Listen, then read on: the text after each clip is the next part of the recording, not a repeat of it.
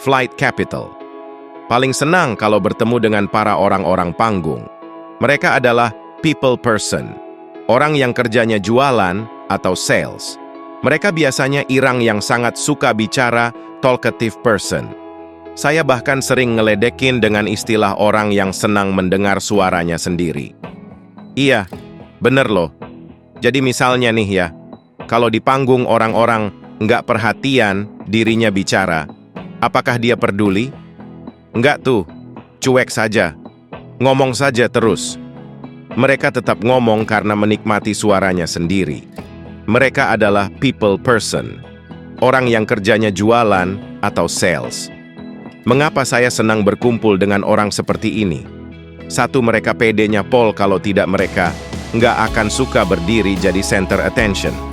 Berikutnya, mereka visioner. Pandangannya jauh ke depan, optimis dan seru. Ciri-ciri ekstrovert lah. Kebanyakan mereka agen asuransi, pemain MLM, sales property, sales obat, motivator, atau coach workshop, dan sejenisnya. Untuk asuransi dan MLM saya khususkan kali ini. Ada dua hal. Pertama, saya ingin bertanya, di dunia asuransi dan MLM, perusahaannya di Indonesia ada berapa? Pertanyaan berikutnya, mereka perusahaan lokal atau perusahaan asing? Kesimpulan bisa dijawab, MLM dan asuransi yang terbanyak dan terbesar di dua industri ini adalah perusahaan asing. Mereka mendominasi hampir 80% dunia asuransi dan MLM Indonesia. Nilai kapitalisasi bisnis MLM hampir 3 triliun rupiah per tahun dan asuransi hampir 50 triliun rupiah per tahun, mungkin lebih.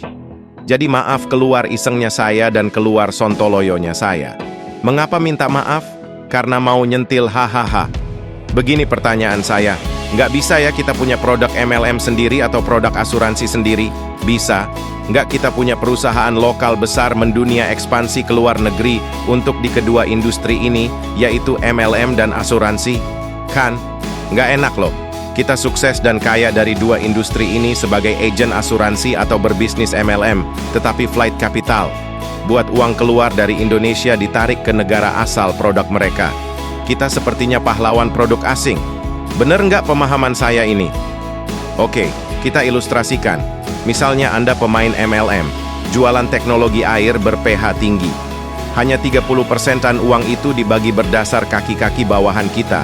Sisanya yang 70% balik ke negara asalnya, ke pusat.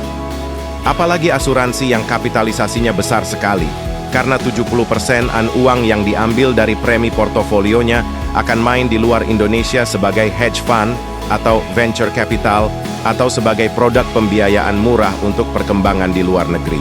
Karena produk capital market dan money market lebih luas dan banyak di luar negeri. Kita sepertinya pahlawan produk asing. Bener? Enggak pemahaman saya ini?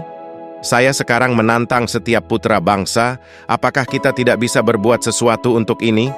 Sekali lagi, jangan andalkan pemerintah. Mereka fokus mendadani etalase dagangan 2019. Kasihan mereka bisa kalah nanti.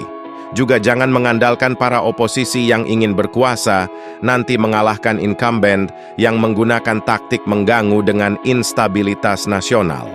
Kita lupakan politik, kita bicara bisnis saja. Apa yang harus kita lakukan agar banyak uang beredar di negeri tercinta ini? Agar jangan flight capital ngabur ke luar negeri dari beberapa industri seperti MLM, asuransi, dan sejenisnya. Baik, kita lanjut chapter berikutnya ya. Jangan lupa like, komen, dan share.